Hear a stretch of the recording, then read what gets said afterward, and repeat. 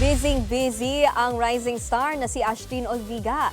From magazine cover to big screen debut, naghahanda na rin siya para sa kanyang first Metro Manila Film Festival. Nasa frontline ng balita niyan, si MJ Marfori. From nylon to mega, certified rising star ang magazine cover girl na si Ashtyn Olviga. Pasok kasi siya sa stars to watch out for list ng nasabing magazine. Happy moment yan for Ashtyn.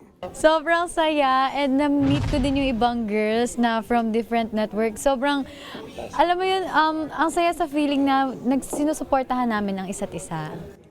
Pero hindi lang yan ang project niya. Pinaghahandaan na rin ni Ash ang kanyang big screen debut ngayong September para sa 100 bulaklak para kay Luna. Kasama dyan ni Ashtyn ang kanyang on-screen TV partner from the hit kapatid serye na ang mutya ng Section E na si Andres Mulak.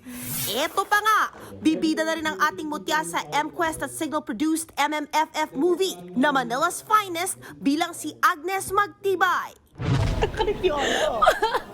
Yes, anak po siya and she fights for what is right.